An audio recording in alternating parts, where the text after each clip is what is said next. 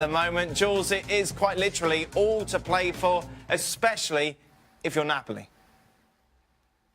Yeah, especially because Juve can afford to draw this game easily, for example, to control it, to have a wall basically in front of Buffon's goal and make sure that Napoli don't come out of Turin with the 3 points. And for Napoli, obviously, they have to win. They got a very lucky escape in midweek, with the Crotone game for Juventus and their own game as well against Udinese, Napoli. So they have a bit of momentum. Mauricio Sarri is a wonderful manager. Yes, he will have a plan and they have a chance. They can win. But I think Juve know so well those kind of situations and know how to control those games. They're not sent, but Michael Oliver's not refereeing it by any chance. No, Michael Oliver, I think, has been relieved of his duties. They're not sending him back over there because Juventus have cried enough. In fact, Napoli have cried a bit about it as well. Yeah. But they're going to try and play the football. Juve are going to, as Julian said, a draw will do Juve. They're going to try and sit in, hit them on the counter. I'm hoping for a Napoli win. Early on in the season, Napoli had an opportunity in front of Juventus. Juventus struggling. Napoli was running away with the league at that point, and they did not do it at home. I don't think that they're good enough to go to Juventus and get a result there. In the last 5 or 6 years, there's been games like this cropped up during the year, and every single time, there's only one team comes out on top. Juve. Juve, and they're going to do it again. Hey, well, Craig hates Juve. I don't know. Win. I just found out with all the crying this week about the penalty. Let's just take a look at the table and remind you how close it is. 4 points, of course, separating the top 2 teams. And it's quite a race as well for those remaining spots in the Champions League.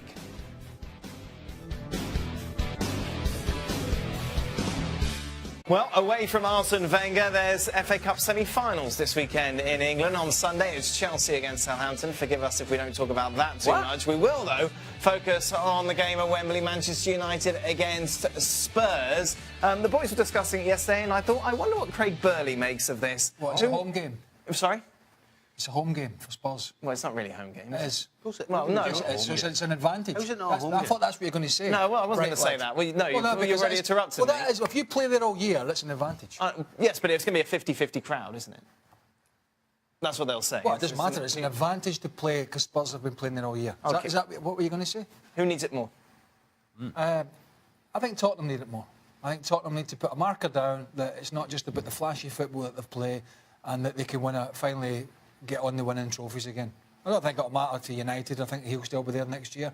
But I think Tottenham, I'm not going to sack Pochettino, but they need to start picking up trophies. But looking at it from a United perspective... So you didn't agree with my answer, is that what you're saying? I'm just putting the other side of the argument to you, which I think is what I do. Manchester United... Oh, is that? And he was blowing his trumpet last year after winning all those trophies. Well, Man United don't need it more. Mourinho... Well, you see, there you go then. Yeah. You know, Pochettino doesn't need this really, does he? Mourinho needs it more than Pochettino from a coach's standoff. No, I'd go... I think the other way. Mourinho's CV is stacked with trophies. Pochettino's fledgling in terms of that side. If you were to ask both these coaches the same question, right, about trophies, one 100% would be telling you about all the trophies he has in his cupboard, and spin it to him and the whole thing. If you ask that question to Pochettino about trophies, he's got nothing to say to you. But if you ask the fan base, I don't think we've ever talked about the future of Pochettino at Spurs being under question, but we have Jose Mourinho at Manchester United. When Jose Mourinho validates himself as a manager, he angles every argument with the things that I've won. And so, and whether that's a community shield or whether... I say. I'm growing up. Maturing. When he angles every position as what I've won, what I've done, whether that's a community shield or not, and he counts those as important, then this becomes important as well. But speaking of validation, Pochettino needs something to validate whatever it is that he's been doing at Spurs. There's got to be something he's got to win. Predictions? I'm going to go for Tottenham. I'm going to go for Spurs. Spurs at home. The home team? No question, being at home is a huge advantage, Daniel. Right, OK. I'm going for Spurs. So it's Spurs to win it? Correct. All right, then. Welcome then to extra time. It has happened. Arsene Wenger will be leaving Arsenal at the end of the season. We've talked about that a lot. Yeah, we did. When? For a long time. Yes, we did. Yeah, how bad they were. Yes. Wenger, his future. Now what? That's it. Yeah, what are we going to do? We're going to talk about Stevie. It's done. Back to Ronaldo and Messi. Yeah. Who's next? Hey, what's the bet lead? What's the first thing the new Arsenal manager needs to do? They have to get back some sort of winning mentality. Arsenal's got a losing mentality right now. How'd you do that? You win. Win. I think you hold your players responsible for what they're supposed to do on the field. I think Arsene Wenger hasn't been doing that, and so players have been getting away with things that they shouldn't have. Clean house. Get rid of Start everyone. over. Everyone. Well, not everyone, but you start over and you identify players that you do not need in that locker room. Jack Wilshere, if I were the manager of that team, he'd be the first one gone. You hate Jack. No, it just epitomizes everything that's wrong with Arsenal. That's Assess the squad, as Ali said. Assess the squad, who you want to keep, who you don't. Put your targets out who you want, get it all sorted as quickly as possible, ready for the transfer window. Yep. And then make sure the club back you. And I think the first job's always assessing what you've got and who you need to get rid of, who you need to keep. Jules, how much money are they going to have to spend? Oh, loads of money. I think that's, you don't attract the kind of manager they're after if you're not ready to give him not a blank check, but quite a substantial amount of money to strengthen his squad. And like the boys have said, a lot of the players are going to get out, a lot of new ones are going to get in. There's a key areas in this team, key positions that they need really good players, centre half, a defensive midfielder, for example, and there's a lot of work to be done on that level as well. So I expect the new manager to have some money to spend. Where does Wenger rank amongst the best manager of all time? Well, my man was busy earlier. Steve, you were comparing him to Sir Alex Ferguson, weren't you? I was looking at his record, right? And his record compared to Sir Alex, he's actually quite a ways behind. I think he had 13 titles. I've only had 3. He only had 3. And he had those 3, within a 6-year period? I think the way his team's played, if we can forget the titles and the trophies, which obviously you need, and he has enough, but it was the way his team played for me that makes him one of the best managers and coaches. Who's in the conversation as best managers? Well, you must have played under a couple of them. Yeah, straight away he's got to be in the top 10 in England. Yeah? Yeah, straight away. And then you could start picking your criteria, whether it's trophies. If it's trophies, then you're looking at Fergie, you're looking at Bob Paisley from Liverpool. Yeah. Again, if you're looking at the way they played, Matt Busby. Right. Not nearly as many titles as Fergie, but again, it was about the way his teams played. The whole what we expect from Manchester United started with Matt Busby. Can you help me out here? No, that was a good answer, Steve. So he is.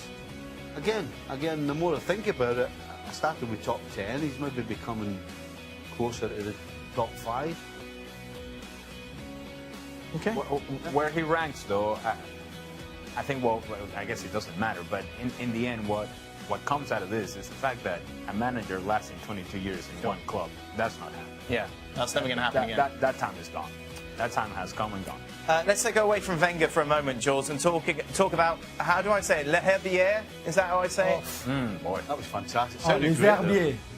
Oh, you were not even close, Les man. Herbiers. So not only is your Spanish rotten, your French is rotten as well.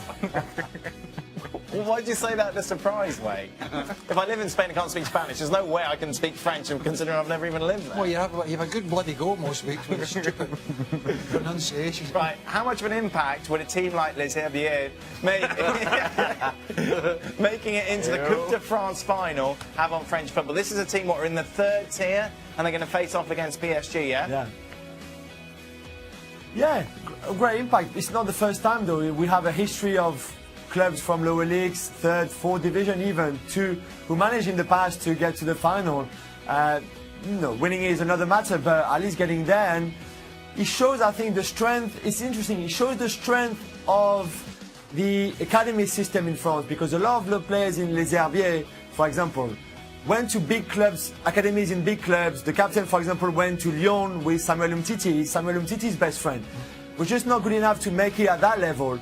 So he had to go down the leagues, ended up with Les Herbiers, and he's doing really well there. And he shows that, you know, those players who don't make the cut for the Ligue 1 top club or even average clubs, maybe just to be sure for the second division, at least still make it in the third league, in the third division, and still are able to put on those good performances in the cup to then achieve great things like Les Herbiers doing, which is fantastic. So could Julian have made Les Herbiers? Well, that was your tier, wasn't it? Third, fourth division, Jules?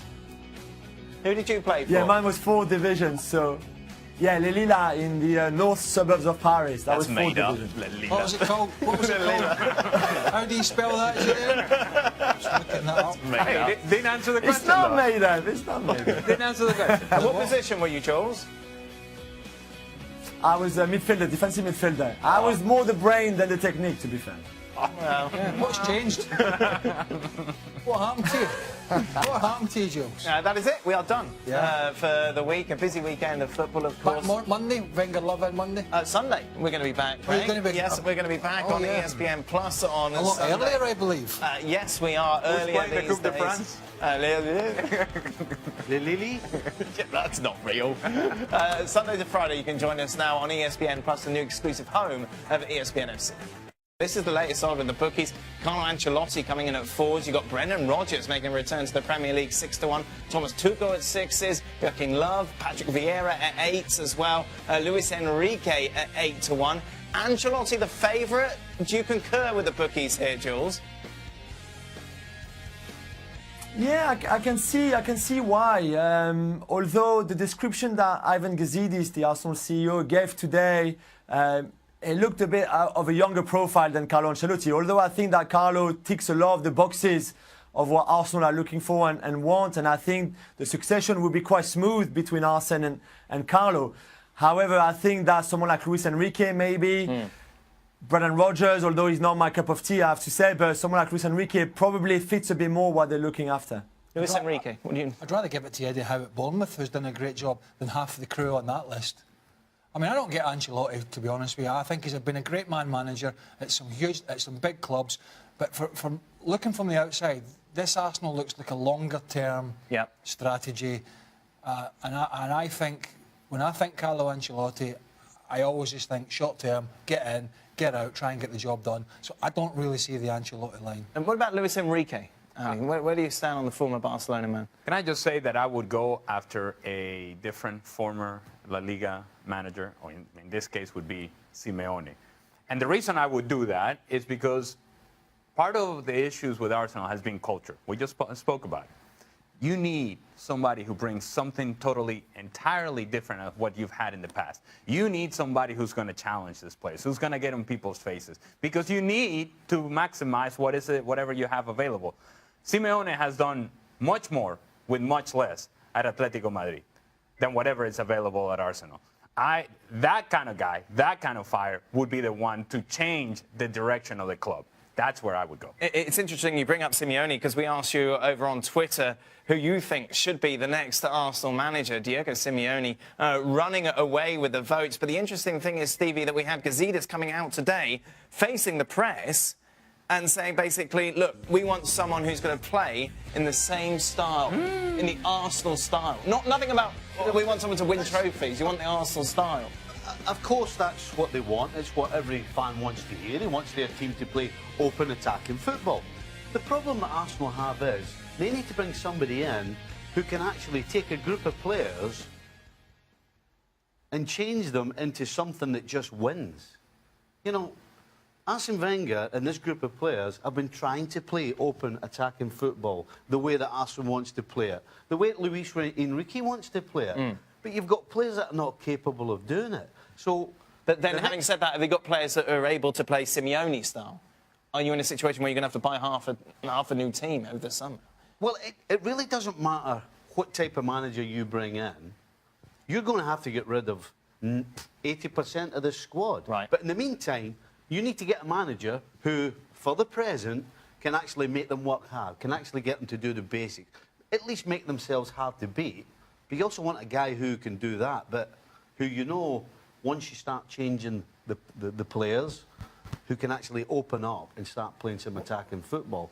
I think Simeone can do that. I'm not 100% sure. I don't think But all Arsenal those will go other for him. names are all guys like Ancelotti and Luis Enrique, who are not. They're not sergeant majors. And if there's one team right now who needs a sergeant major type, it's Arsenal. One of the issues for Arsenal is I think Gazidis' comments in the last 3 or 4 years.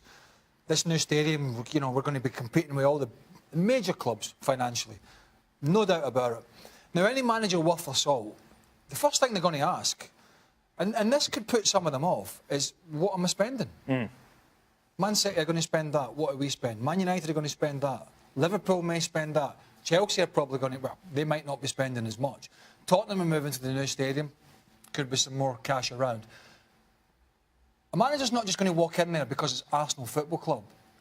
If he thinks he's not going to get the backing, or be able to do his job, and as Stevie said, compete back at the top end of the Premier League again with the Man Cities, the Uniteds, and the Chelseas and the Liverpools in particular.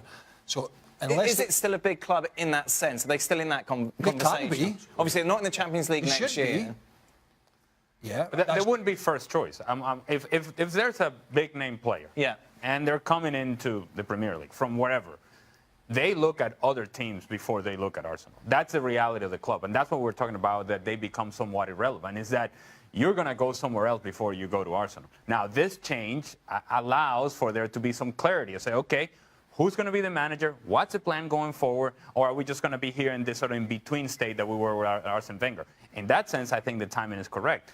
But I do think that a change of mentality is necessary. So a guy like Jack Wilshere can no longer be part of Arsenal, because that's the sort of player that you do not need a part of. You need something different moving forward, and a new manager is going to do that. Yeah, it needs a sweep. It needs a clean sweep. I mean, all the big clubs in England, Arsenal are a great club. They're one of the classiest clubs, right? But they've got to get the ducks in a row. Yeah. They're from top to bottom for years and years now. They have been run superbly. They're an extremely classy club. They're a huge club, but they've got to get the ducks in a row quickly and make the right decision.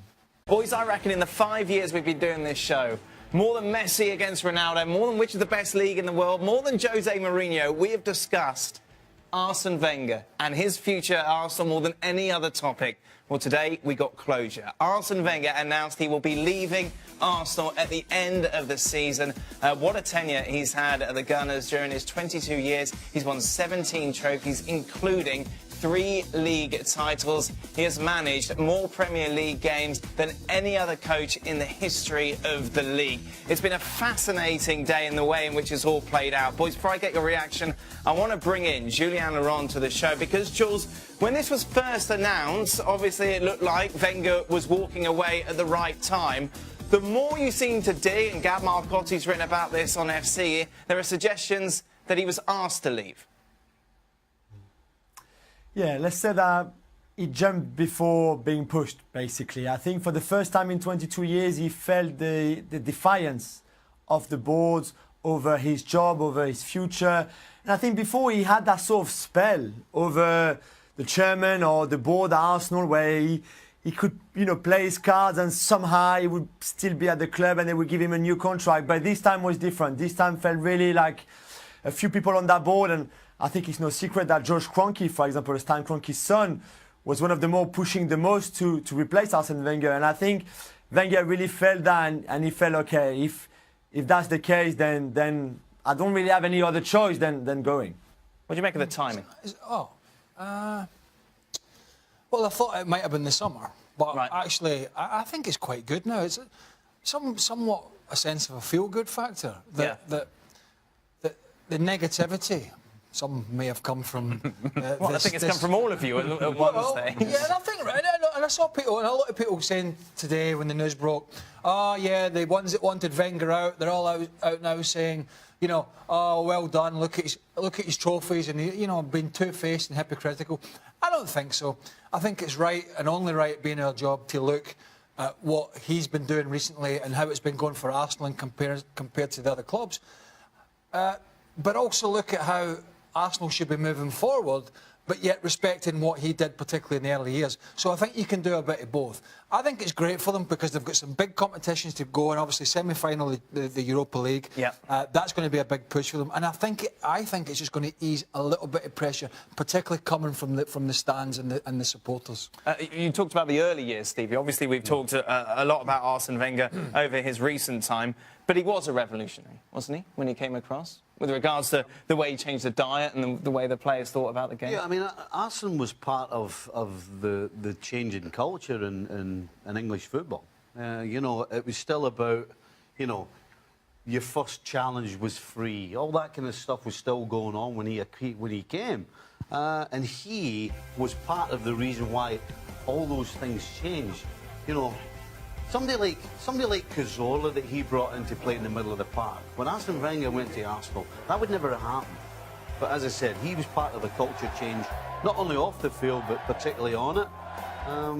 And we should remember that. You know, it's one thing, as Craig says, you know, we talk about where Arsenal are right now.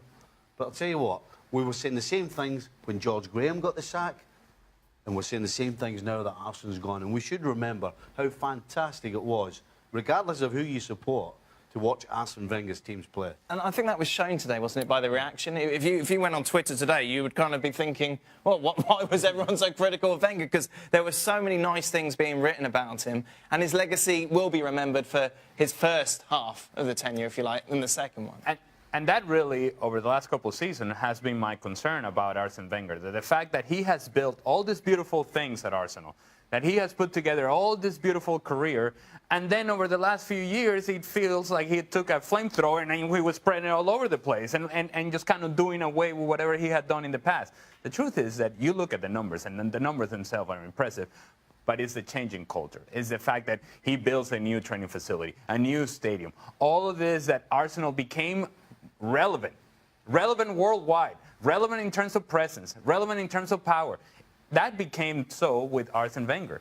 But then they became irrelevant with Arsene Wenger as well. And that's when it was time to go. And that's why we have been critical in the past, because we all thought, you know what, it is time to move forward, it's time to change. We talk about he changed the culture, but when the culture changed halfway through his term, he didn't change with it. You know, he was all about what used to happen.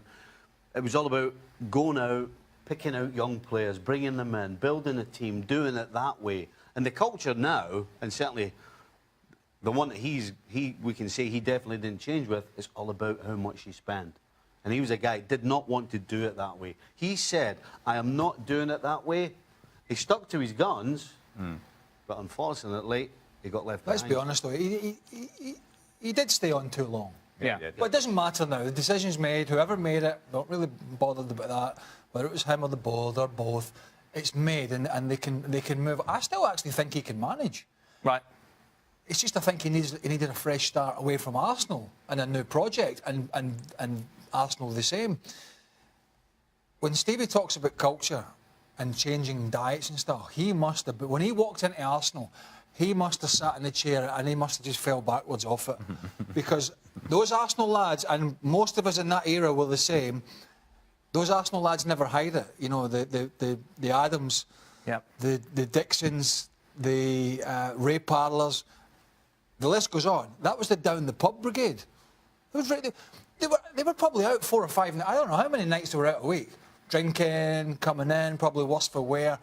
And so he managed to change the way the English lads, and that's the way they were brought up. He managed to change the way they did it, so that when the foreign lads came in, everybody was on the same page.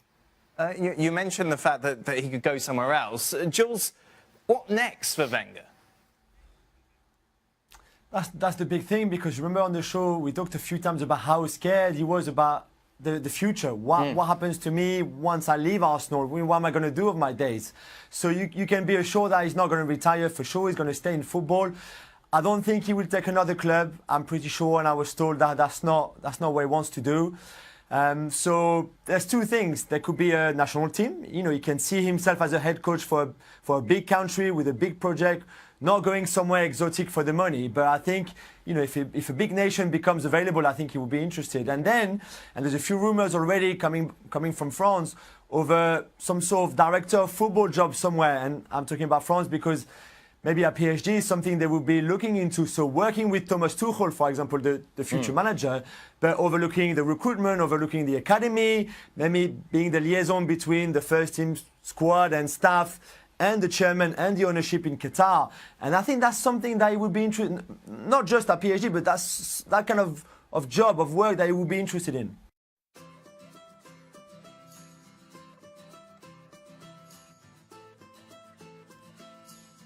Today we would probably say he was and is still an influencer. He deserves great respect. We are talking about one of the best managers in the world.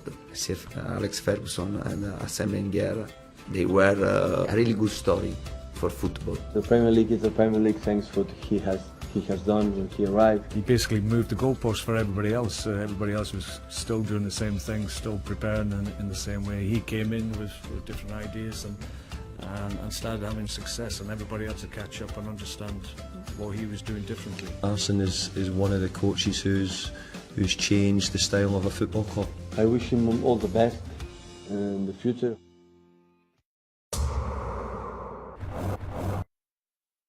And look at this tanned Adonis that is. Craig Burley, after sunning himself in Mexico, has decided to return. I don't know how to say it in Spanish, but welcome back, amigo. All right. Well, How do you say welcome back? bienvenido. Bienvenidos. Yeah. There you are. Stupid comment. Yeah. How can you live in Spain for 5 years and not know what welcome back means? Well, I don't know. So nobody ever said to you, welcome back. I would understand it. See you later. You'll be joining me on stage. Hold on a second. I mean, on top of that, I come back off holiday and they've taken the armrests off the chairs. Yes, yeah, you noticed that. I noticed that, Yeah. yes. I didn't notice. Yeah. He said to me, I was like, You said you never noticed the armchairs and go, well, you must have noticed because you've just told him that you noticed. see, this is, I never noticed on Monday. We get very picky here. Did he say that word? No. You just brought it up. Dead man walking has been for quite some time. Is a dead man walking really a dead man walking when he's had a sign saying, "Fire me! Fire me!" Which of you is the most superstitious? Socks on last, third last. After your boots. Put your socks after your boots. That's the sort of reaction that you get from a stupid goalkeeper. You should have tried putting them on before. You'd have scored a lot more. Now trying to tell me Roma are going, well, maybe Bayern or Real Madrid would be better. Know what it says. I actually agree with you. You said you might be right. Said you might be right. Well, I might be right. Yeah. Oh, he's right. I'm right. I think it's a 50-50 call, I really do. I think Craig might be right. Do you think so? But I have got superstitions at home. Oh, yeah? And it's weird. When I'm watching the TV, never have it on an odd number. Yeah, most people. And I never watch the TV. You're the same. But your volume. Yeah, my volume. TV has to be on here. So what does the programme you're like is not on it? No, not the channel. The volume. Oh, the volume? They said the channel. Right.